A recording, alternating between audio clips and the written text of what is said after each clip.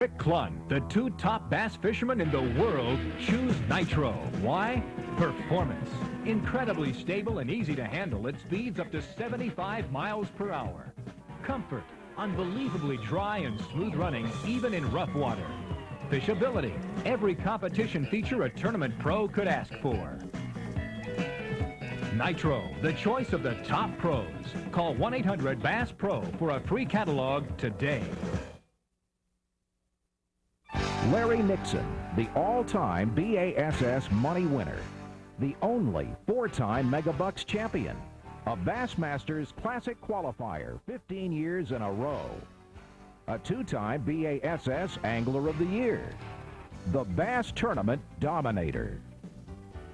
No one is better qualified to teach you how to locate bass on your next fishing trip than Larry Nixon. The Bass Pro Shop's Outdoor World Video Library brings you 3 outstanding videos with Larry Nixon's champion tournament tactics. Tournament tactics for locating spring season bass. Tips and techniques for finding fish in the springtime. The season with the most potential for trophies, yet the most unpredictable fishing season as well. Ride along right in the boat on a 4-day trip as Larry shows you some great fishing and shares his best secrets. Tournament tactics for locating summer season bass. Hot summertime means hot bass in action, as Larry describes how to identify and use structure and cover. With graphics, this video gives you an in-depth look at using maps to dramatically improve your success when fishing for bass in the hottest season of the year. Tournament tactics for locating fall season bass. Part 3, and the blazing action continues. Larry shows you how fall can mean big numbers of aggressive feeding bass. This video discusses each period of fall bass fishing with graphs and maps that detail how to find and properly fish underwater structure and cover. Larry Nixon's Tournament Tactics, 3 videos not to be missed by any bass fisherman. Sneak a peek at the Bass Pro Shop's national headquarters at the conclusion of this video and learn how to order these and other exclusive Outdoor World Video Library features today.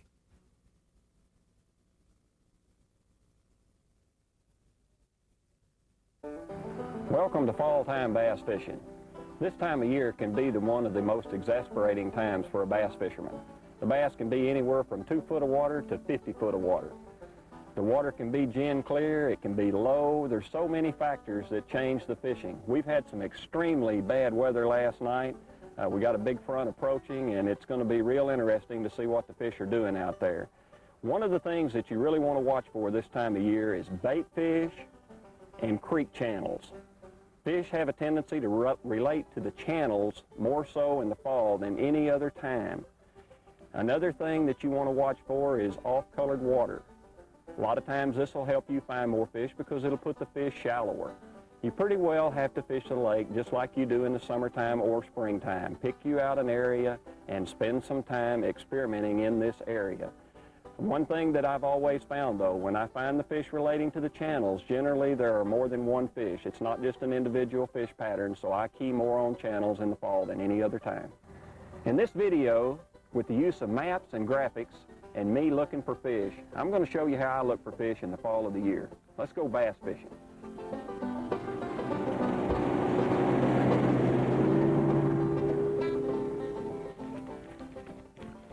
You know, one of the key things about finding fish or looking for fish in the fall, or really any time of year, is to eliminate things. You've got to throw certain baits and eliminate them before you can say that they're not working. And that takes a little bit of time. It's not anything that's cut and dried. When I first go out looking for fish, I like to throw a spinnerbait or a topwater plug or a plastic worm, the same old baits that you always throw. But usually to start with, I'll throw baits that I can cover water with, like a topwater or a spinnerbait. That way you can move around a little bit and kind of get the feel of what kind of water you've got to look for the fish. Pretty clear water here, and we don't have any wind at all in this pocket, and usually that'll dictate the bait that I throw more so than anything else. If it was real windy and and blowing in here good and strong, then I'd have a spinnerbait on or a crankbait of some sort. When it's real still conditions like this and I feel like the fish are still shallow, that's when I'm going to throw a surface bait or maybe something like a sluggo, an underwater floating worm. Calm conditions usually call for something that's not so highly visible, especially in clear water like this.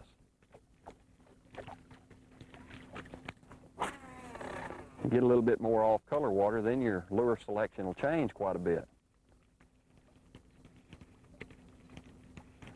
I know there's shallow fish this time of year. There always is, and just about any lake that you want to go to, late October, early November, that's what I consider fall in most areas. And you've got two kinds of fish. You've got deep fish and you've got shallow fish. And you just kind of have to look around and get the feel of which ones are the easiest to catch. Real clear water lakes like this one, boy, they can be anywhere from 0 to 50 or 60 feet deep. And they can get extremely difficult to find. But see, the key thing you got in your favor in the fall of the year, to me, is channels. I mean, that helps you eliminate a lot of water. And I'm in here now back in a little old creek where two pockets come together and got a lot of chunk rock on the bank, and it's a key starting point. And even though I haven't had a bite on this bank right here, I'm not really eliminating it just yet because there's not any wind in here. Conditions are not good. Clearwater lakes, boy, now I'll tell you, they're especially very finicky on calm days. Boy, when you don't have any wind at all blowing, it really makes them tough to catch.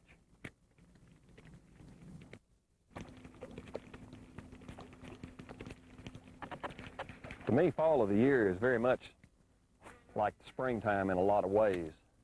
You can go back in a creek in the morning and fish and not see any activity, no bait fish, no fish striking, nothing happening. And then turn right around and go back in that same creek about 1 or 2 o'clock in the afternoon, and boy, the shad will just come to the top, and you'll be seeing schools of bait moving around and fish busting in them. So timing is pretty important here. That's why so many times that it takes a couple days of fishing to really get on a good pattern or even figure out where the fish are. Because you have to go back and just keep trying things. Try pockets for a while, and if you don't do no good, move out on the points and fish a little bit deeper for a couple hours. And if that's not working either, reverse it, turn around, go back to the pockets again, back in the creeks. I just skip around. I'm going to stay basically with the same pattern: creeks, points, rocks, ditches, channels. I'm going to stay with that pattern, and because I know that's where the fish are. I mean, that's where they are in the fall of the year. There's no doubt about it. And I'm going to continue to hit that kind of water, just going from one to the other until I finally figure out where most of the fish are. And until they bite or until you catch a few of them, you really haven't established anything, so you can't give up. You just have to keep fishing basically that same kind of water till you do get a few strikes.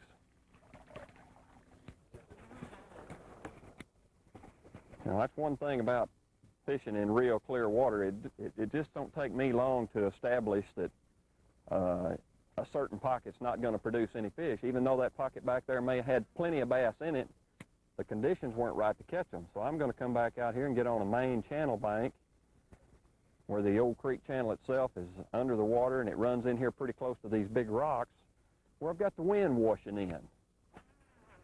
So many times, that's a key factor, is having a little bit of breeze blowing in on a bank. And more often than not, it's the main ingredient in catching a few bass in an area. Put on a big spinnerbait so you can cover a little bit of water, and put the trolling motor in low, high gear, and just fish down a windy bank a while and throw your favorite bait, the spinnerbait. Keep it up pretty close to the top of the water, because so many times in clear water situations especially, if the fish are aggressive at all, something moving real fast like like the spinnerbait, is really the only bait that they'll really take moving, because, I mean, they just won't hit it moving slow. They get too good a look at it. Now, if the water was down below 60 degrees, I'd say move your bait a little bit slower, because fish are a little more sluggish then and not near as aggressive.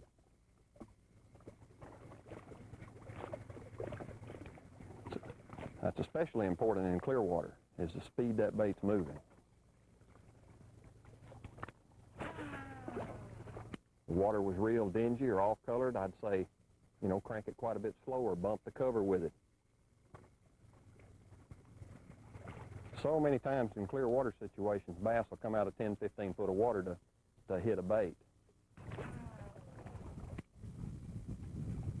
A lot of the times when you're fishing clear water lakes, it has a lot of rock and vertical dropping banks, and you're really staying in close to the channels themselves.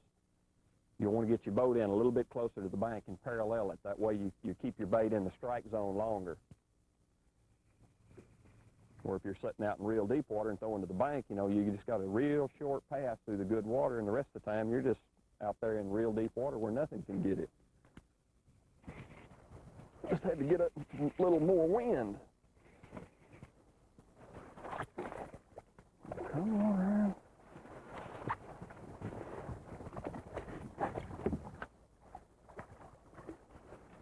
Not only that, but I had a trot line to negotiate. Pretty little largemouth. You get this clouds moving in and a little bit wind. I just had to make a move and get out here where there's a little bit more wind. And so many times that's your key ingredient to catching fish, is just keep hitting a lot of banks. So many times you don't find a bank that has a lot of fish on it,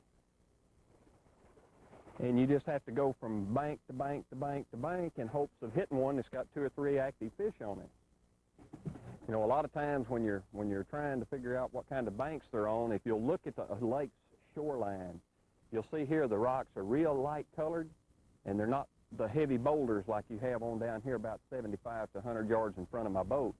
And sometimes that'll be the key factor in the banks that you need to fish, is where the bank color changes.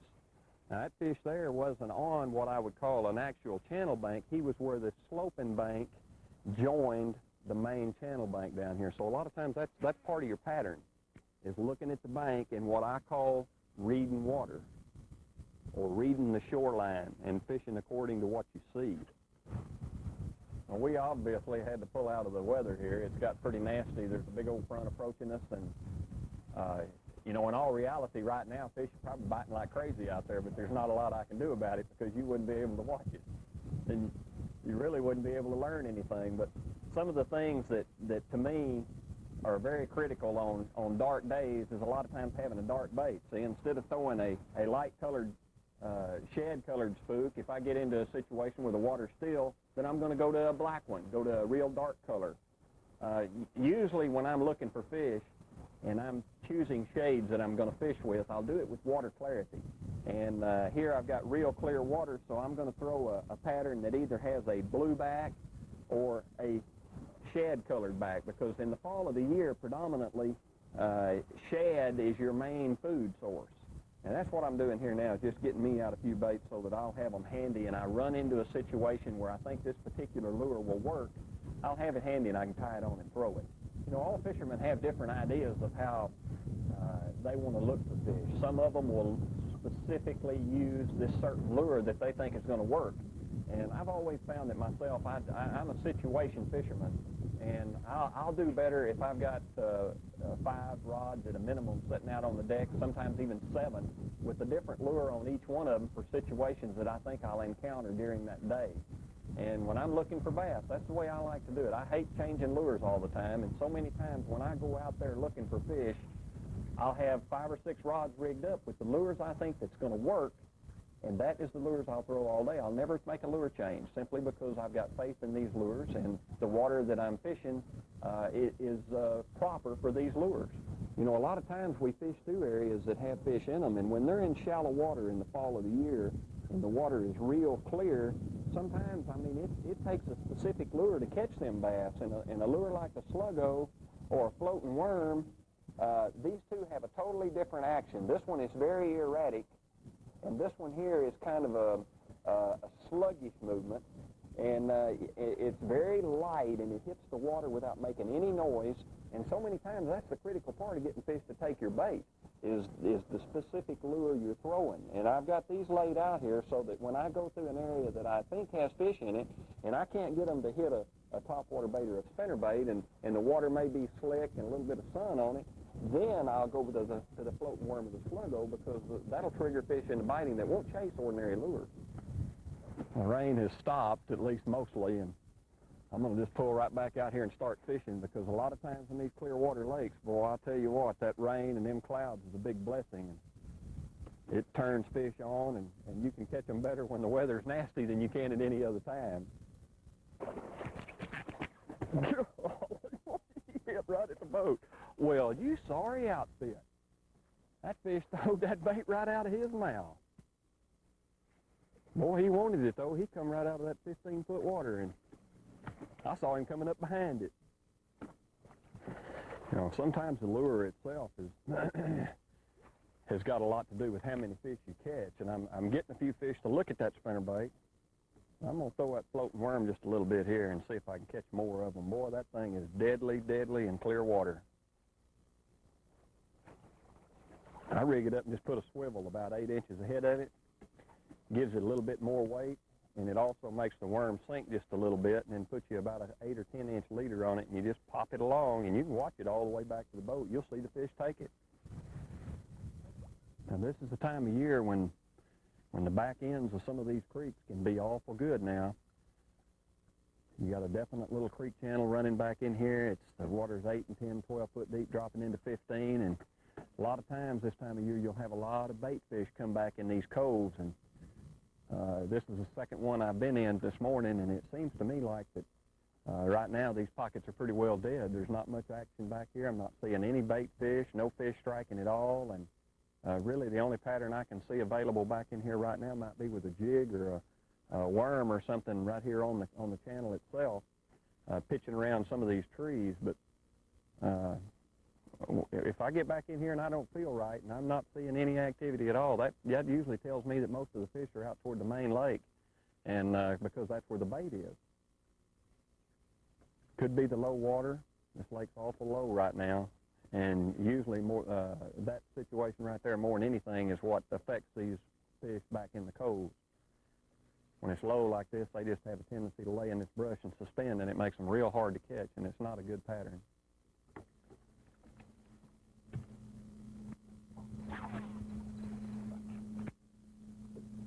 One thing about it, though, you can't really eliminate it till you fish a few of them. You have to look at a few of them, and sometimes you might go a day or two before you get in the right creek that has a lot of bait in it. So it's not a pattern that you can give up on. It's one that you got to keep trying.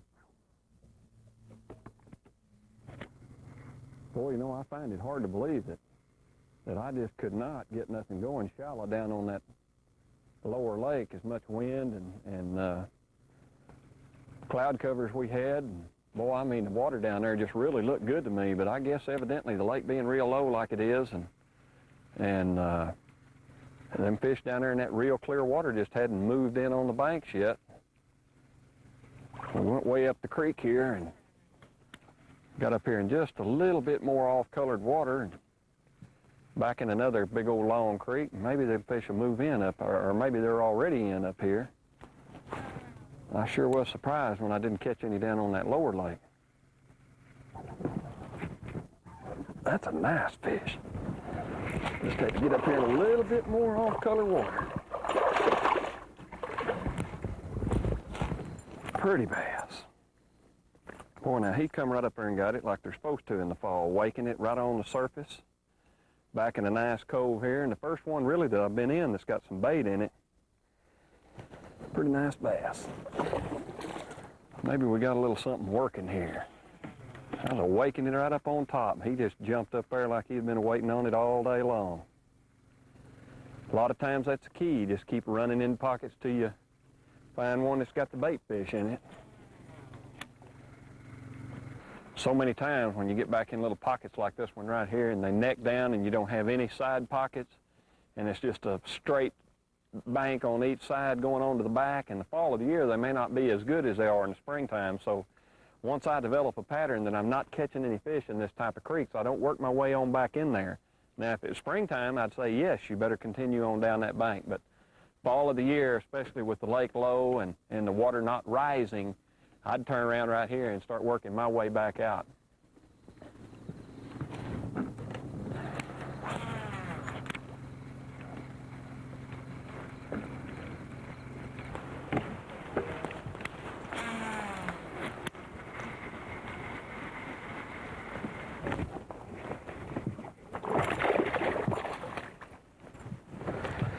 Not too bad.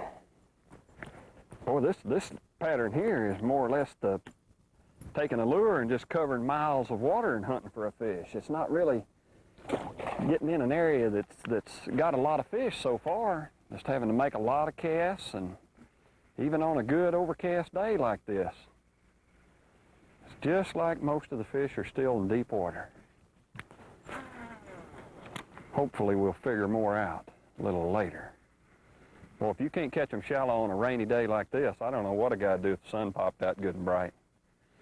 He'd be in deep trouble.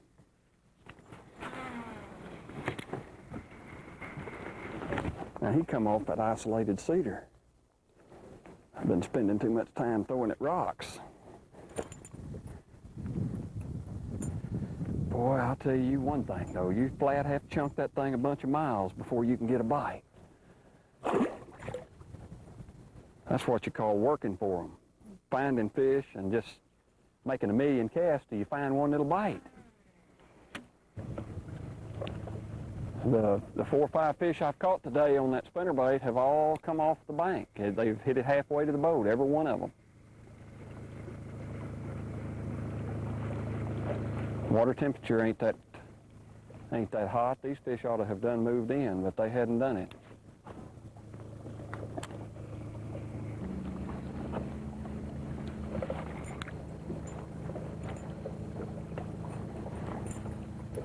Isn't that pretty?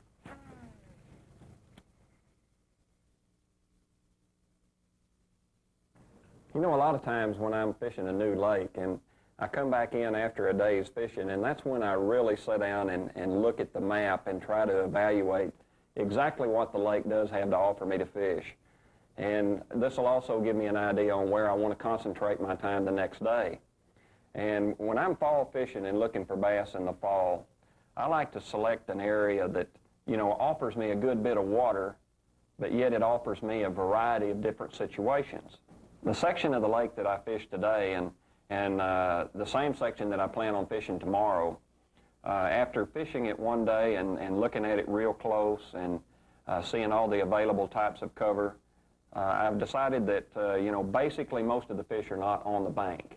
I feel like they're either in the isolated cover, which is cedar trees, or I really feel like the majority of the fish are in deeper water, because I beat the banks pretty hard in this area today, and I went way back in a lot of creeks and pockets. I spent a lot of time on throwing a spinnerbait at the bank, fishing the little side pockets back in some of these coves, little small pockets, but most of the majority of the time I spent way back in the coves or fishing main lake points.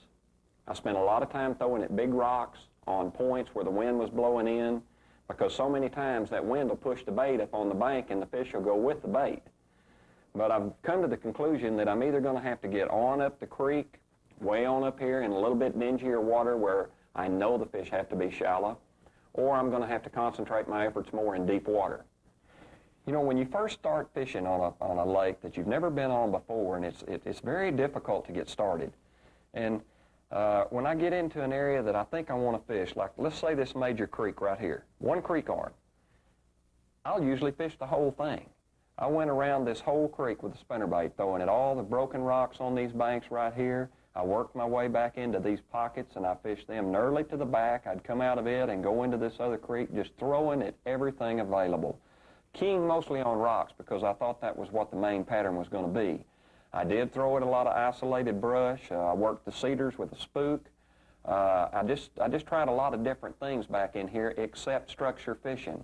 I also come out of this main feeder creek, and I worked a lot of main lake banks, anywhere I could find chunk rock with the wind blowing in, still throwing mainly 2 lures, a spook and a spinnerbait. And then I worked my way up the river. I'd go in a creek up here, hoping to run into something a little bit different, maybe some bait fish, some shad.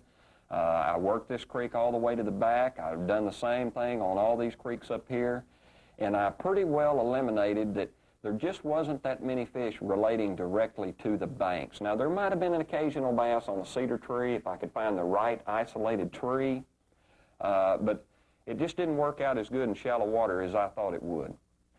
So I'm going to spend a little bit more time up in the upper reaches of this creek tomorrow, maybe where there's a little more dingy water, and see if there is a few more bigger fish up shallow up there.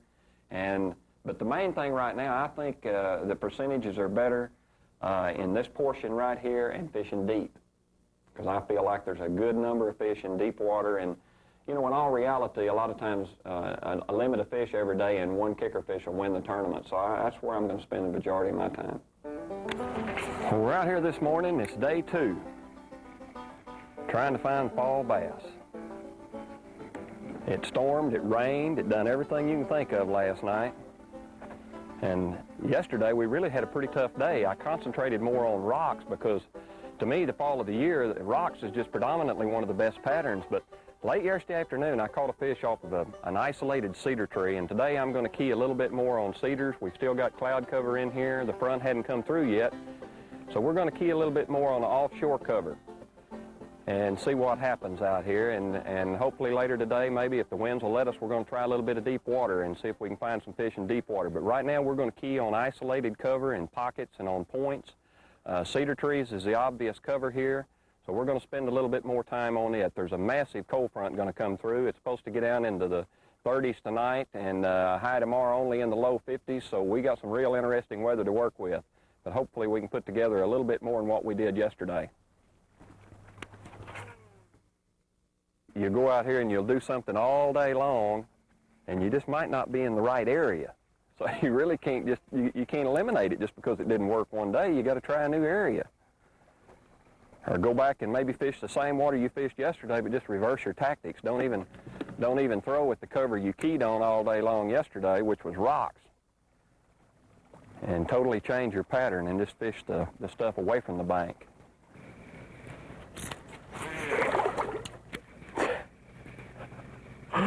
That's a good school of fish. That beats anything I ever seen. They're just jumping all over us. That's what I kind of had a feeling, you know, when you beat the bank as much as we have, it just means that so many of the fish are out here in open water. This is something we run into every fall. They just get out here and chase shad, and boy, they get hard to catch.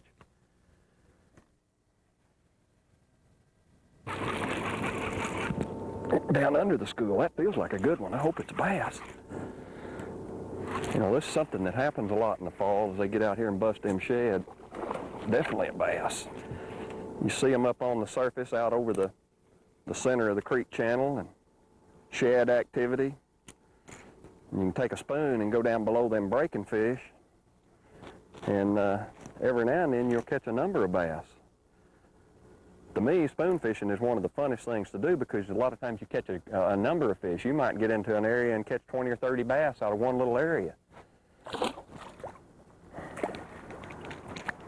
And usually they'll congregate around creek channels. You'll find a point or a hump on the bank of a creek, and you might be fishing the shoreline, and all of a sudden you look out in the middle of the cove and there's shad up on top and a few bass busting them, and that's when I'll move out on the point and start searching down below them shad with a spoon and see if there's any bigger fish down there. Occasionally you can catch some good fish.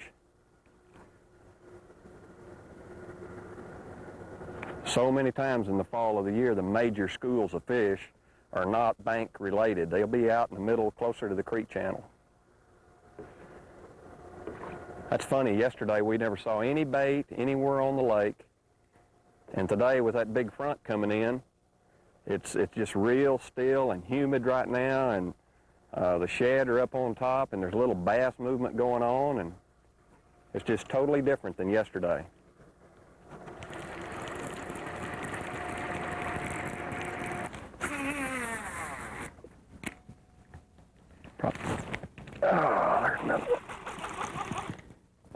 that thing out there and let it sink down below that school. And a lot of times that's where your bigger fish are hanging, is down below the school. Well, he just jumped plumb out of the water, didn't he? About a spoon. Usually you lose a lot of fish on a spoon when they jump.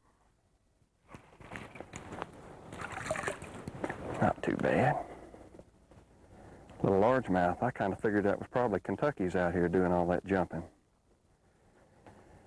You really want to watch your electronics close, because a lot of times you'll see them shad down on the screen, and the shad might be down there 25 or 30, maybe even 40 feet deep.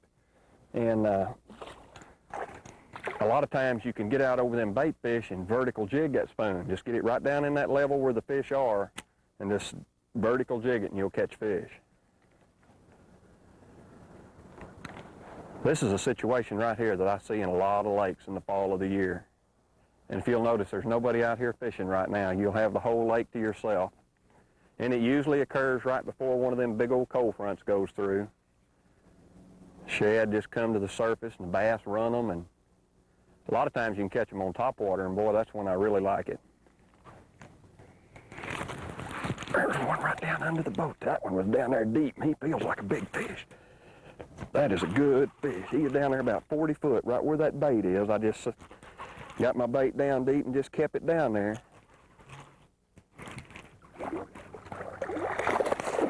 Pretty good largemouth, too. I tell you, most of them fish just ain't in the shallows. I figured that out yesterday. That's a nice largemouth there. Good bass. Down there about 35, 40 foot down. That's fall fishing. Boy, they get down there and they school up where them shad are, and you can fish all over the lake, and you swear there ain't a bass in the lake. And they're all out here in the center of these coves. Get down there on little old points or ledges, and when you find them, boy, it's easy. They're just hard to find.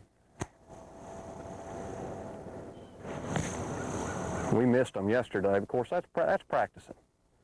I mean, when you're looking for fish, naturally you're going to fish a lot of shoreline and just kind of get a feel of what's going on in the lake. And you have to eliminate things. I mean, it's not something that you can just say, oh, well, I'm going to go out there and catch them shallow, because a lot of times they're not there. Now, this is what you call following the bait. I mean, the bass are where the bait are. I stayed shallow yesterday most of the day, and there was just no bait in them creeks. All the bait's out here in this deep water, and the fish are out here with them.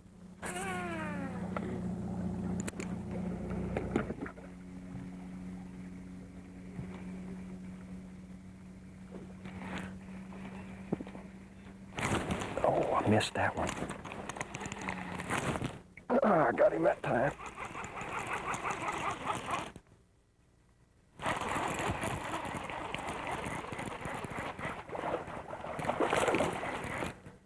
Come on up there and jump again.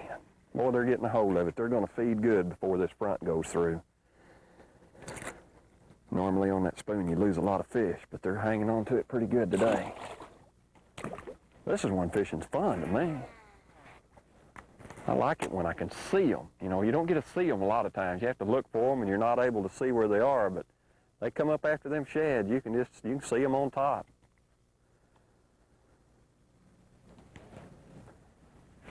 But usually you'll catch your bigger ones down deep. I mean, the bigger fish will be down under the schools. Just let that spoon just sink right on down there to what you think's 25 or 30 feet. And so many times they'll get it as it's going down. I mean, it's hard to really estimate right where your spoon is. But when you're around the fish and you just throw it in there and let it fall, or when it gets down there to where the better ones are, you usually want to hit it on the sink. And that there was down about 20 foot.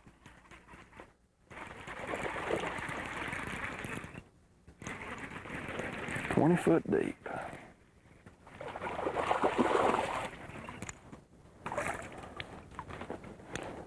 They're not big fish, but they're fun.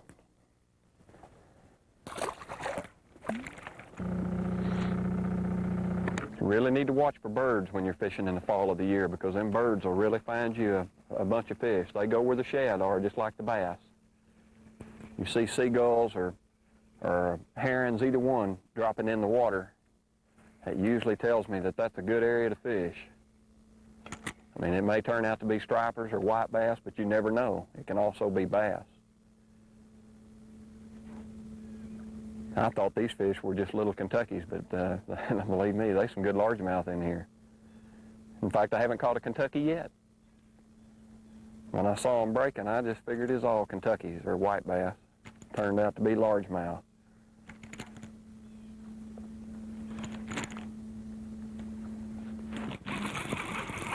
I got down there deep and got a better fish again. Them fish up on top, a lot of times you're better off just ignoring them. Oh, good one.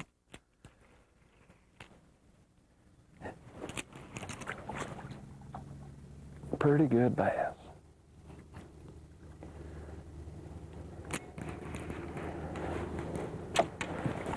Look what a sore on that fish. My lands. You need to go see the doctor.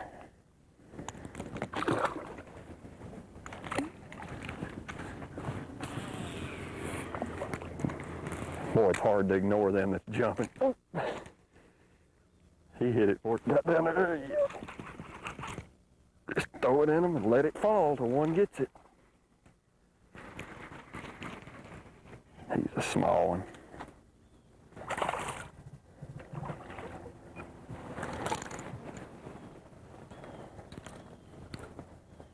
This is the way fall fishing can be. It can be either feast or famine.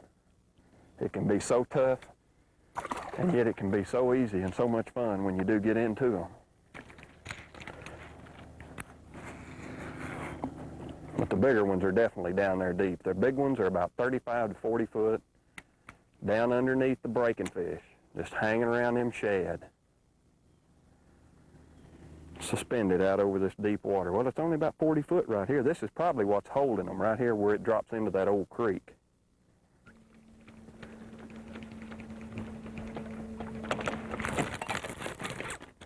Got it then. Come right up there and hit that spook.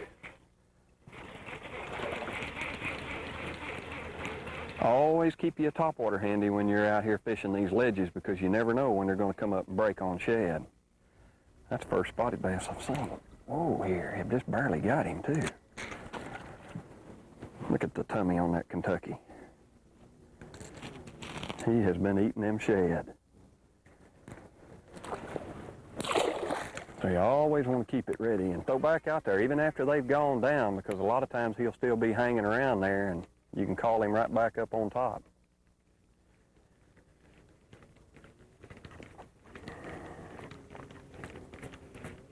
You know, this situation we've got today, a lot of people wouldn't have even went fishing. That weatherman this morning really tried to talk us out of going out. I mean, he called for really bad stuff, and evidently that little front has kind of stalled, and it really has these fish up on top, moving around. Yesterday, we never saw nothing up on the surface, nothing. No fish striking. Go ahead and take it. He hit at it, but he never opened his mouth.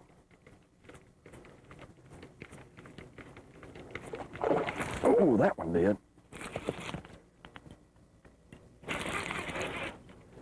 When you got weather like this and fish up on top, I believe I got two of them. No, I had two of them. One of them got off. When you got weather like this and you get out here, see, the fish will show you where they are, and it's not near as hard work. That's another. Look at the shad that thing spit up. He has just been gorging on them. Another pretty Kentucky. I've never seen so much bait. Look at that. 1, 2, 3, 4, 5, 6, 7 shad he spit up in the floor of my boat. Pretty Kentucky. Messy. Look like sardines. There, got him. Boy, they're really getting active now. You know, that last fish a while ago, I had two of them on there at the same time. One of them come off.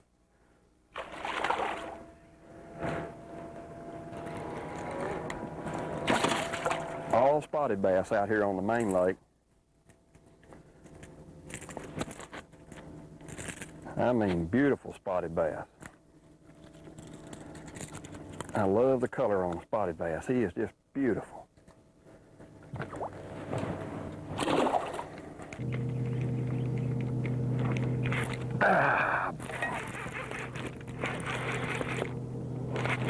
That is a beautiful fish. I'll tell you, when it gets like this, so many times them fish just come off that bottom and you just, look at there, they're schooling right behind him. They must be a school chasing him to the boat. When they come off that bottom, they just, the only way you can catch them is up on top. Boy, it's a pretty fish. Absolutely beautiful.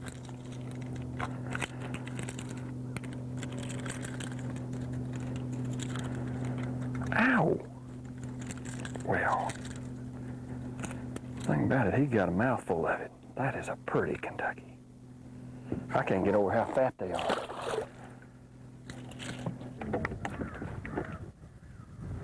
I'm trying to develop as many different patterns as I possibly can right now, and to kind of evaluate which one would be the best as far as catching numbers of fish. And right now I'm on a bluff where a channel runs in here pretty close to this bluff bank, got a lot of cedars on it. And this is one of them lakes that typically has a lot of real deep fish in it, 35, 40, 45, 50 foot. And it's usually big Kentuckies that you catch down that deep. Sometimes you'll catch a smallmouth, but it's usually big Kentuckies. And I'm sitting here and just making short casts right up on that lip there. I'm sitting in about 45 to 47 foot, just up off the channel and pitching in the tops of some big old sunken cedar trees that are down there with a jig. Just trying to get on some fish that are down deep. Because many times, I'll tell you what happens is when you got clear weather coming in, a lot of sunshine, well, these fish will quit schooling, and your shallow fish, they get to where you can't hardly catch them at all, and you better have a deep water pattern. You better be able to catch them several different ways in clear water lakes. I mean, them shallow fish, boy, they get hard to catch when that sun pops out. And really all you have to do then, to me it's easy because I like to fish deep. I just soon fish deep water as anything there is. I feel like it's the most stable pattern that you can possibly get on a real clear water lake in the fall of the year. Anytime a front goes through and you get them bright skies and no wind, boy, them shallow water bass are history, and their schooling bass are through too. You won't see no more bass schooling, and you've got to fish deep then. Boy, he was down there deep, about 45, 50 foot, straight down. Come on, I want to see you. Big Kentucky, good Kentucky. When you bring them out of that deep of water, boy, they just don't fight a whole lot. That thing didn't fight hardly at all. Not like one of them topwater bites.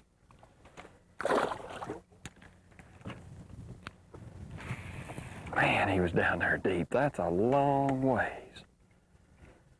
The only bad thing about fishing that deep and catching them that deep, if you don't turn them loose right quick, they have a tendency to get a case of the bends, and they don't, hard to get them to go back down there. But if you release them instantly, they'll turn around, they'll go back down there and readjust.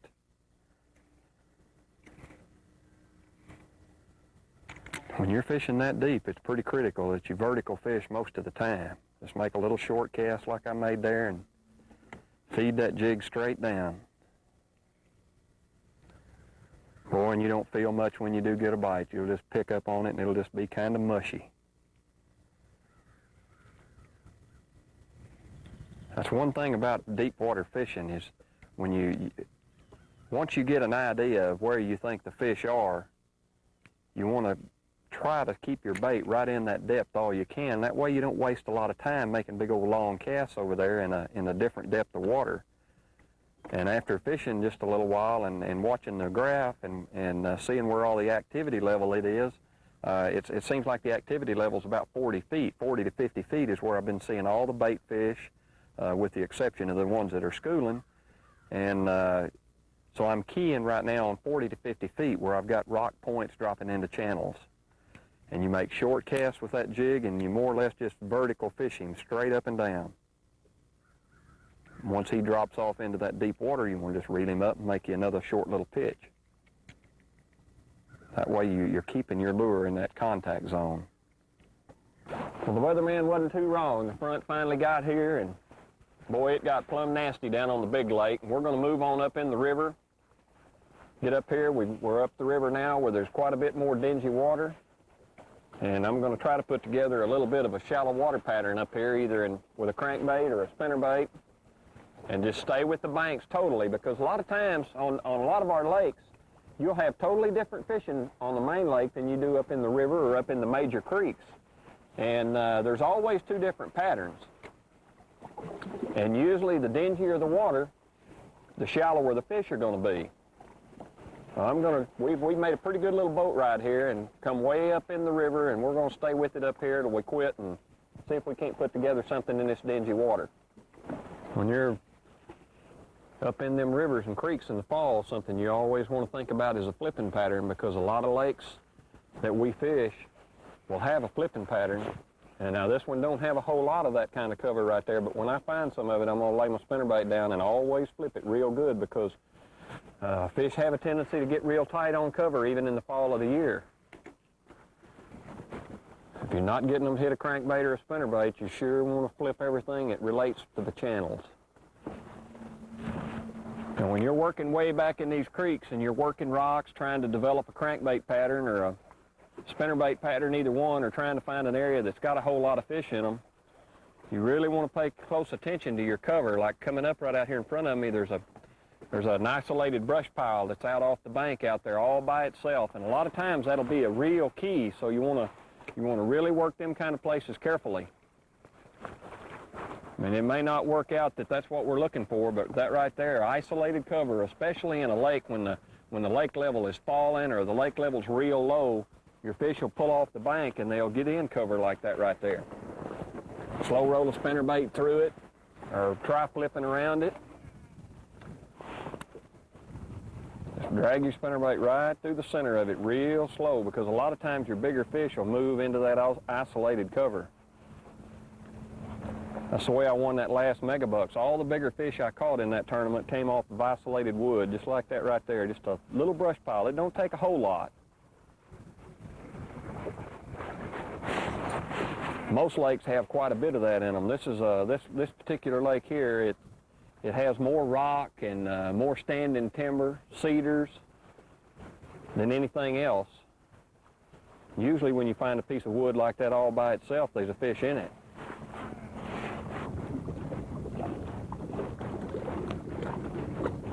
There was one right on the rocks. Pretty good largemouth. Pretty good largemouth. Come on. I mean, he was glued to the bank now. But boy, I'll tell you what, I've made a bunch of casts to get him to bite. A lot of times in the fall, that's you know, when you're looking for shallow fish, you just got to make a lot of casts to get 5 or 6 fish to bite. It never is fast and furious like it is if you can find them out there in that deeper water.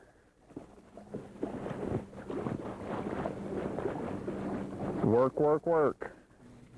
A lot of times the size of the pocket has a lot to do with whether or not you catch fish. You go in one of them big creeks, ones you can go way back in, and you won't catch anything. But if you find a little short side pocket like this one, I mean right here off the main channel, a lot of times this is the key to getting more bites on a spinnerbait. You'll just, I don't know whether you can fish them faster or maybe they're closer to the main channel, but they're just little short pockets. So many times they're in the little bitty pockets close to the main channel rather than in the great big ones. Now this is a situation right here you run into a lot on all of our lakes, even in the spring and fall, where you've got a definite wall of mud coming down a main channel. And a lot of times when this mud line starts filtering out into the main lake, that'll be a good section to fish. But I never do well trying to fish in brand new mud like that. So I myself personally, I'm just not that kind of fisherman, and I run into a wall of new mud coming down the river. That's usually where I'll end. But one thing you really got to watch for here is a lot of times you'll have little feeder creeks coming in that'll still be clear, and it'll provide that good mix in watercolor that, boy, sometimes it can really be good. So you kind of got to play that by ear, whatever you prefer to fish. And myself being more of a main lake fisherman, and I just feel like there's more numbers of bass out on the main lake, and that's where I usually spend more of my fishing time. But you got to come up here and try these areas, because sometimes they can be good and sometimes they can be big fish. Well, today worked out a whole lot better than yesterday. We got into some areas that had a lot of fish, a lot of bait. The fish were up on top where you could see them, and that makes it a lot easier for the fishermen. I didn't do as well in the upper reaches up here as I really wanted to do. I really thought that if I got up here where the water was a little dingier, that fishing would be better and we'd catch more fish up here. But for some reason, maybe it's the lake falling, the lake may be real low, even with all the rain, there's just not many fish relating to the bank in this particular major section of the lake. Maybe another section might be a little bit better, but I really doubt it. I think most of the bass are deep, and they're going to stay deep for the winter. But we did catch one good fish up here on a little channel bank, right in the mouth of a small pocket. But the only bad part about that is there's not a lot of that type of water up there. It's just, it didn't seem to me like there was a good possibility to catch a good string of fish up in this area. And the reason why I keep coming back to this particular creek is because if you'll look, it's the biggest creek in this area. It has 3 different arms. It has a good major creek channel. It has a lot of underwater structure right in here. So I went back into the same creek simply because I know fish live there. I mean, there's got to be bass in there. And today these fish were busting shad. They were all out here in the middle running these schools of shad.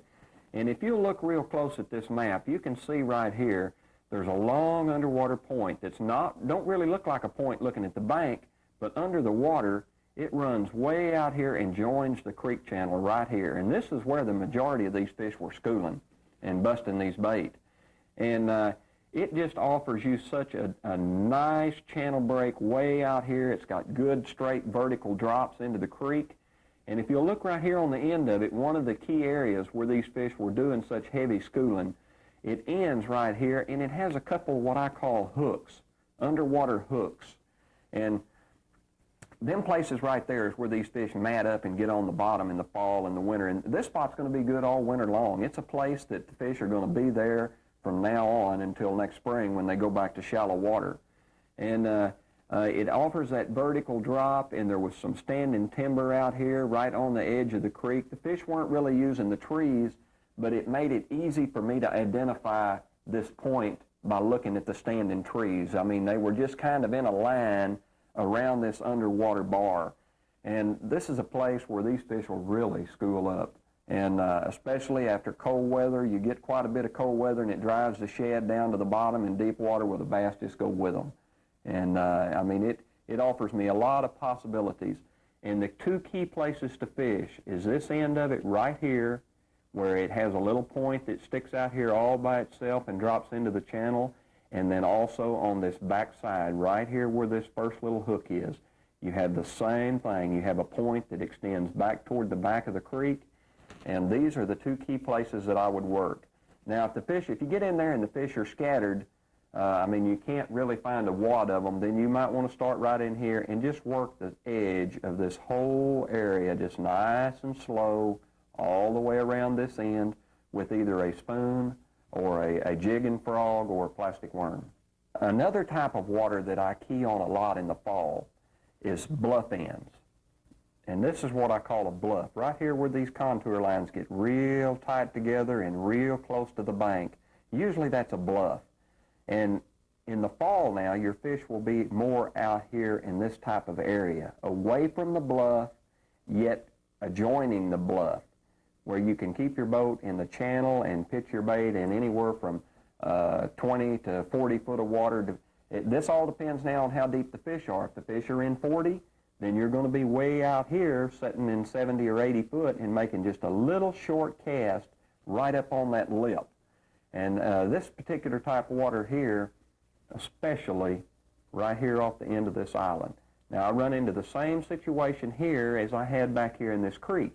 The fish were not on the bottom, they were up on top busting shad, but the bass were there. You know, I could visually see them. I caught them on a spook, and but after this front goes through, the weather changes, the fish aren't going to leave there. They're still here, but they're going to be on this break line somewhere. And it's just a matter of keeping your boat in deep water and pitching right up on that lip and working this ledge all the way out until you find the depth that the fish are in. And by looking at the map, I would say they're going to be right here, right where you see that little hook. That's another hook. The deep water comes down through here and it extends into this bar right here, and it just gives you a variety of underwater contours right there. And in all probability, that's where they're going to be schooled up when they go to the bottom. And the same thing, a jig and spoon, a plastic worm or a jig would be my primary baits, and fish right on the bottom, and continue to keep your boat as close as you can to that ledge and pitch up on that 40-foot break line. So many times in tournament fishing, knowing what not to do is very good. It keeps you from thinking about things that you haven't tried. So rather than staying down here in this big water and catching more fish and finding more areas, I wanted to get this out of my mind. I ran on up the river up here to where the water made a color change. And it changed approximately right in this area right here. It started to get a little bit darker. It wasn't necessarily dirty or muddy, but it was just a little bit darker green color. And I keyed on this one main creek here, and I worked every inch of this creek, all the way to the back of it. And so many times when you lose your depth of water, if you get past a point back here and you don't have any 10 to 15 foot water, there's not going to be many fish back there in that channel. So I wouldn't waste hardly any time at all. Just come back here and make a few casts, and if you don't have a good channel, get on out of there. But I worked my way all the way out of this channel, and the only fish I caught up here in this area right here, where you have this small side pocket running off into the main creek, you have a little bluff end right there, and it offers a fish several things: quick access to deep water.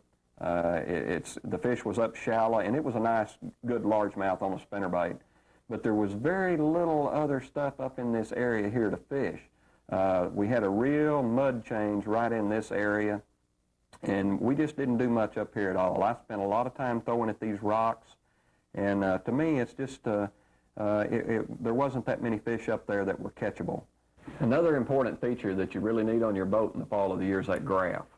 Now that graph will really show you the level that the bait fish is, and it'll show you the level that the bass are. A lot of times I really can't tell the difference between the two looking at that screen, but when I see a lot of activity at a certain depth level down there, that gives me a place to start.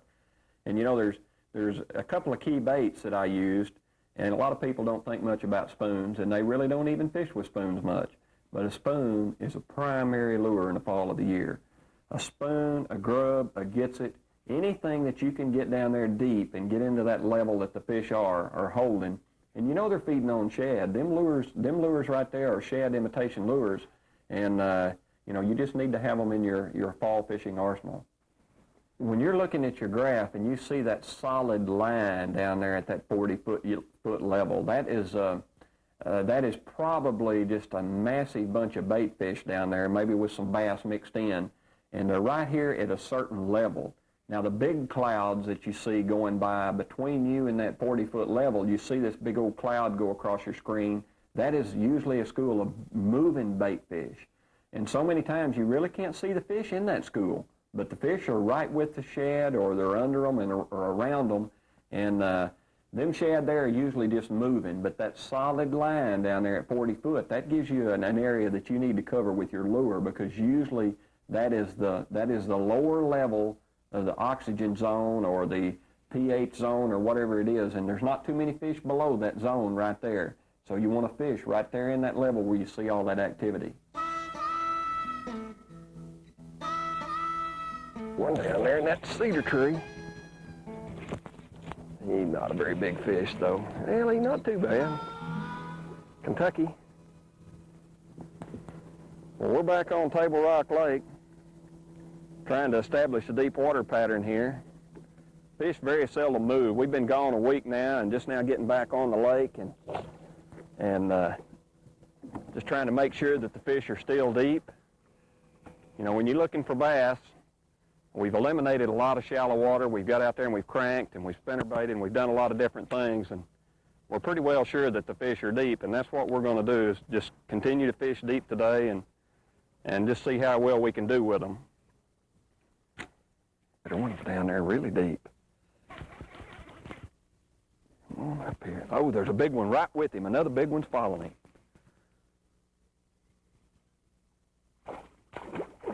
That's a largemouth, I think. Big old black spots on him. Look at that spotted bass. Come here. Pretty good little largemouth. We moved in on a bluff. Now, a lot of times a bluff like this is more of a winter pattern. They'll move in on these bluffs, but on a lot of days when you can't get out there on the main lake and the wind's blowing real hard, you can move in on these bluffs, and there's always fish lives on these bluffs. And if you can just figure out how deep they are, you know, you can put your bait right down there on the bottom and catch some pretty good fish.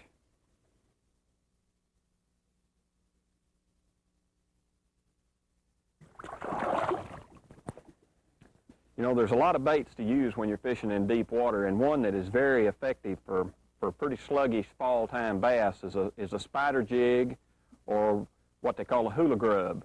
It's very much like fishing a plain old grub, but it gives it a little bit more bulk. It's an all rubber bait, and it's not as big as a jig and frog, and there's many times that you'll catch more numbers on something like this than you will a jig and frog. Oh, I think it's another one of them little brownies. Yeah, it might not be. Oh, it's a better brownie. Not too bad a brownie. Would you look at that humpback brownie? Look at that thing's back. That is incredible. I don't know how he fought it all. I don't believe I've ever seen one quite that bad. Looks like he got run over with a truck or something. Pretty good little brownie, though. You find them deep on these ledges, you never know what you're going to catch. It'll be a Kentucky one time, largemouth once, smallmouth, you just don't know.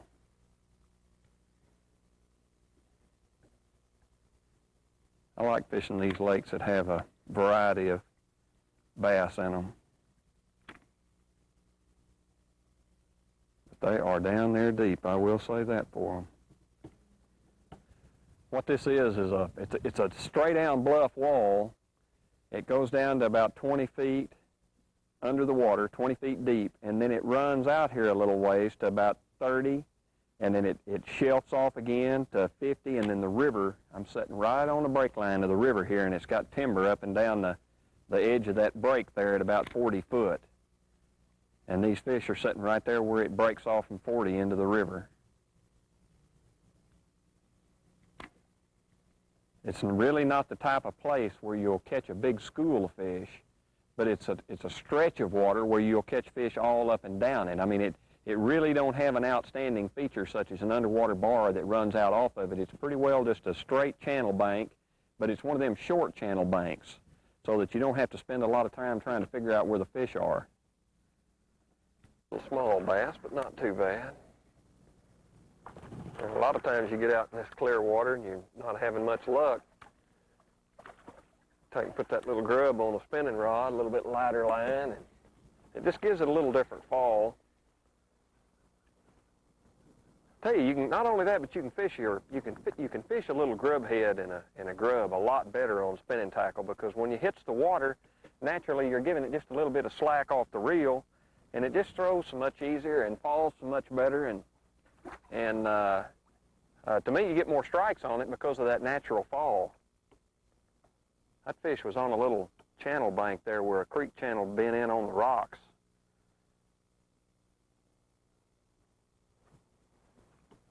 Every now and then you'll find a little spot like that, and there'll be a whole school of them. You can sit there and catch several of them. Clearwater lakes. Now, a lot of times on these clearwater lakes, Little fish in the 12 to 13 inch range or 14 inch range, when the tournament's all over with, they'll be good.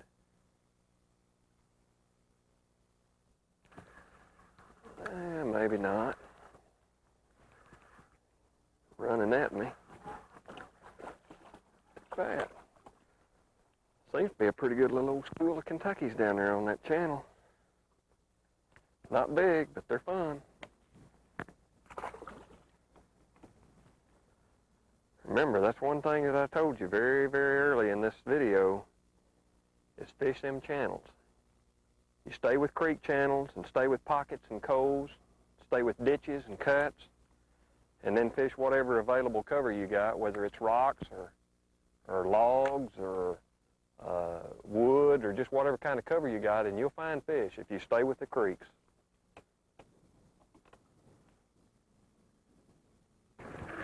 That even feels like a little better one. Well, I'll be. That's a pretty good little bass right there. Largemouth. Still on the little grub. Light line. You know, he's not a big fish. But I've sat right here and caught, 7 or 8 little old bass and a mostly spotted bass with one largemouth thrown in there, and all of them on the light line and the grub. And really, what that shows you is that just shows you how many patterns is available in the fall of the year. We've tried many different things. I fished a lot of spinnerbaits, a lot of crankbaits back in the creeks.